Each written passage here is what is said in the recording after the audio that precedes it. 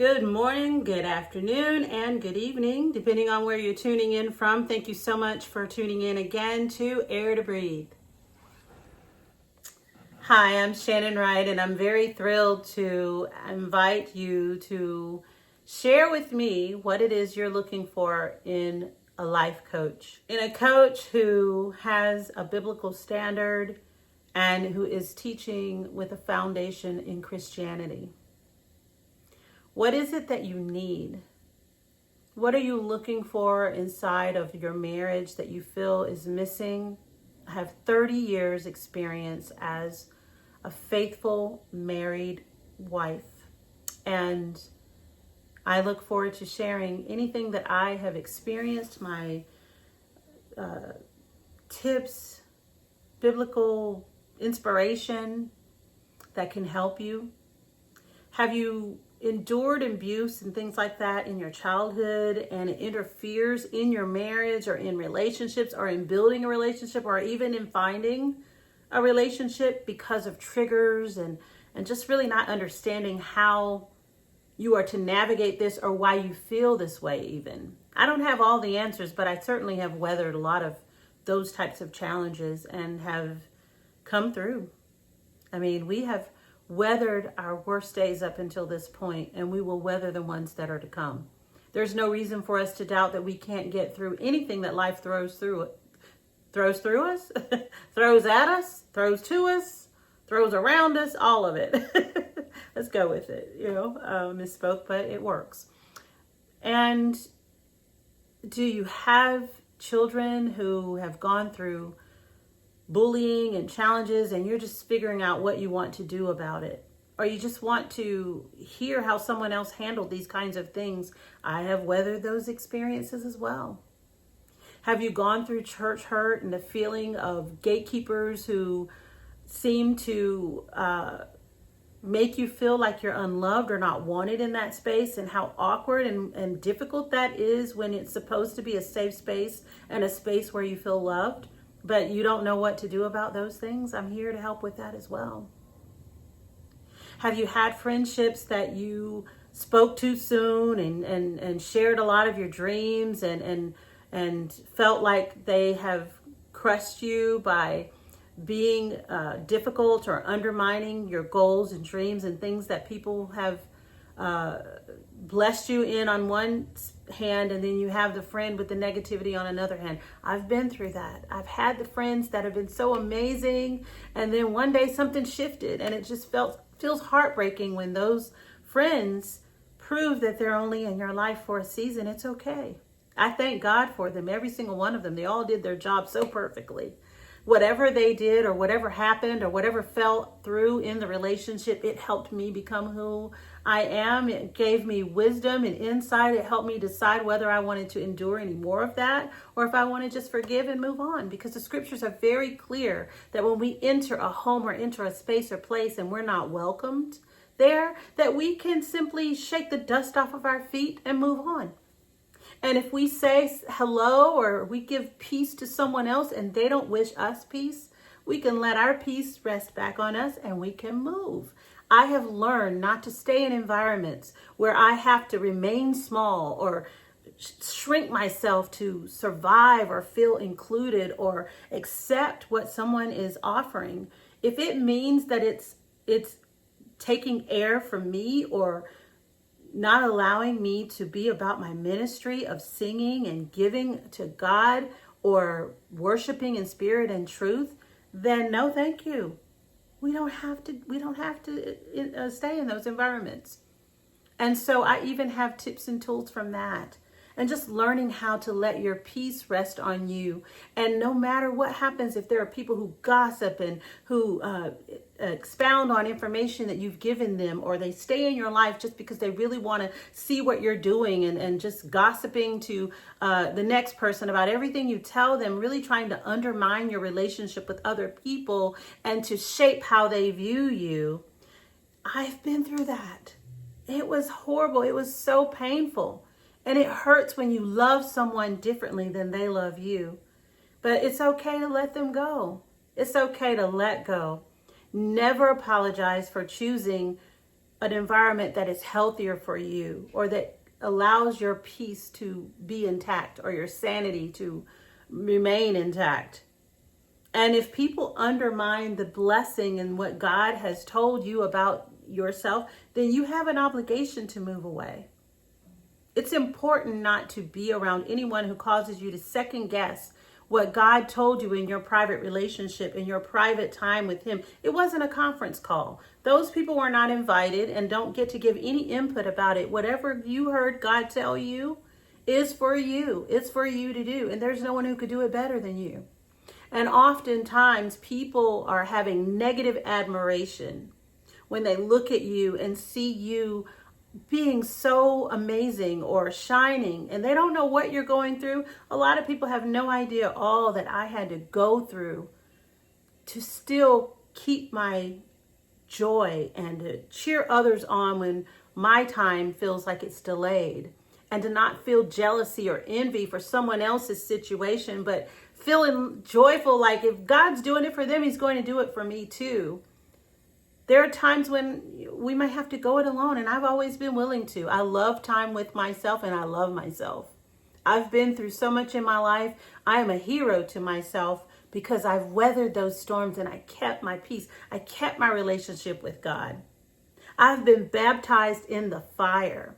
I've had the relationship with my mother that really made me realize how important it is that she's been in my life, a single mom raising me and growing up without my biological father and wanting him so badly, only to realize that it ended up being a blessing, realizing why he really wasn't in my life. It wasn't meant for him to be in my life that closely.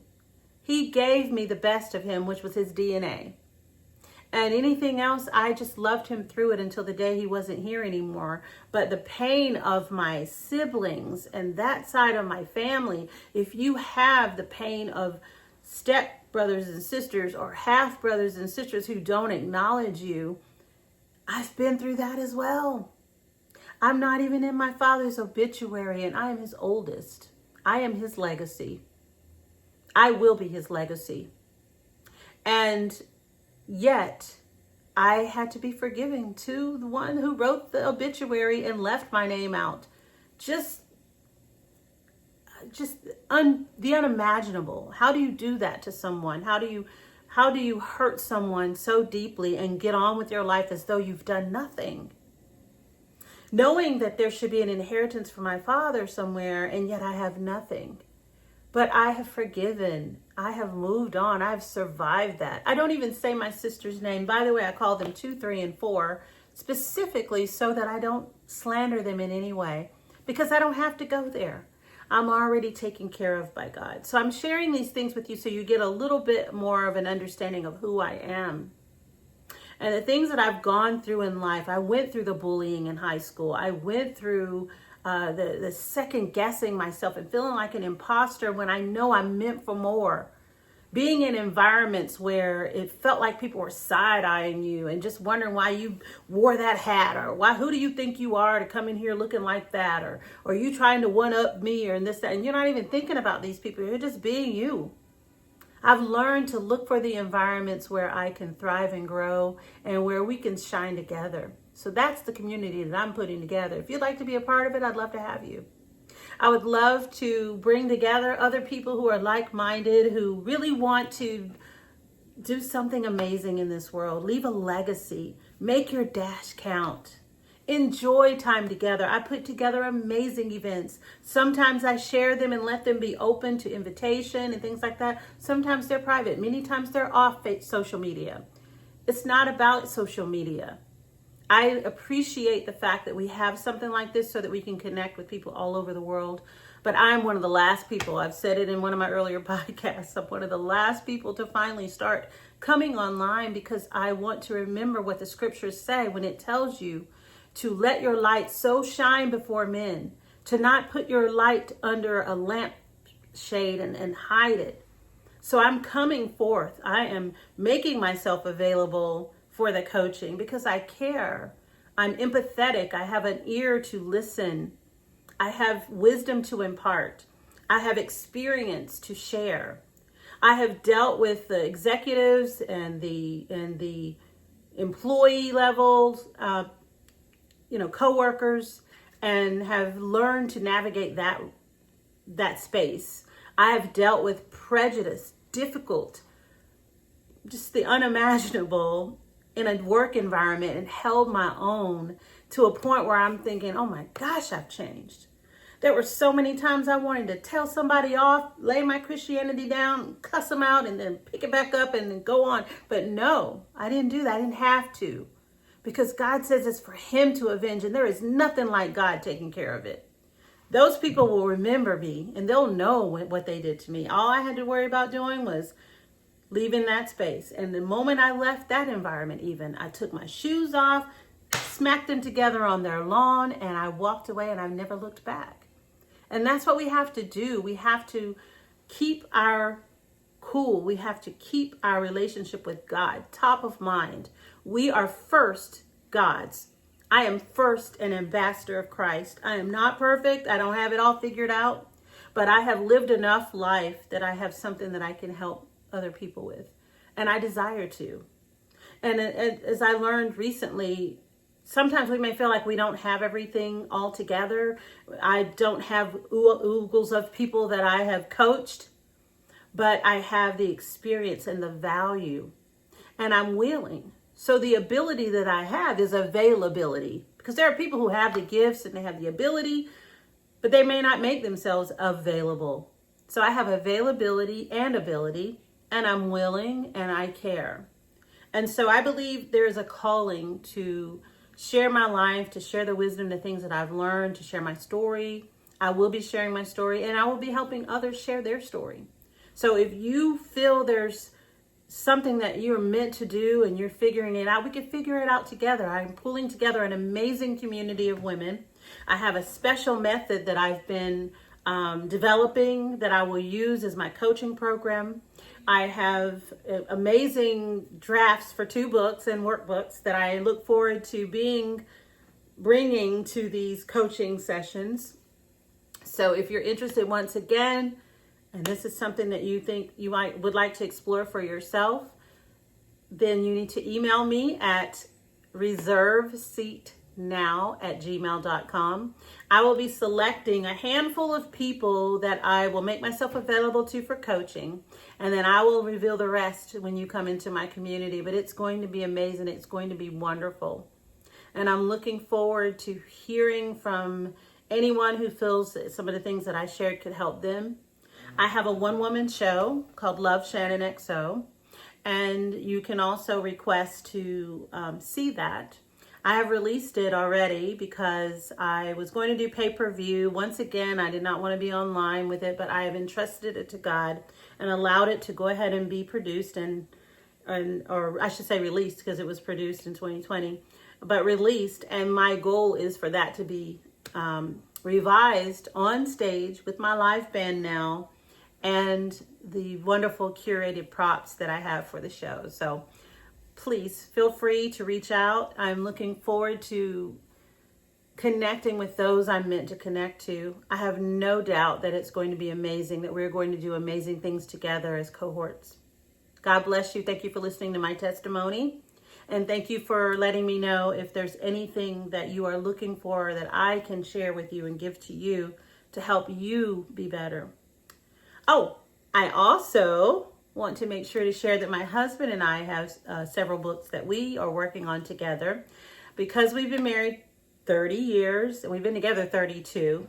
But we met through the church and we dated in a pure dating relationship, and we have quite the testimony in our own relationship. So we are writing about that, and we look forward to sharing our book with you. If you're interested in getting on the waiting list for the book that will be coming through here soon in the next couple of months, please feel free also to submit that in an email to Reserve Seat Now. I will be compiling these 2 lists of people that were for the coaching program, that's just me, and then also for the married coaching that my husband and I will be doing together. We have done some wonderful events and retreats for marrieds.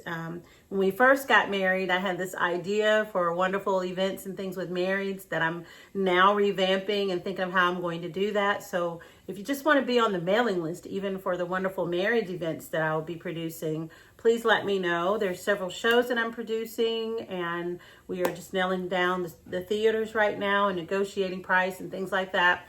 And then I'll be making these offers. So there's so much more to come. You want to be here, and I want you to be here. Please feel free to reach out. And thank you so much for your time. I hope that something that I've shared has helped you. There's so much more to unpack. I just tried to think of a couple of the things that can help you know who I will be as a coach, as a life coach, as a consultant, as a big sis. Feel free to reach out. God bless you. I love you. Once again, thanks for being here. And I look forward to bringing more information, more encouragement, more joy, more study in God's word to you. I appreciate you all.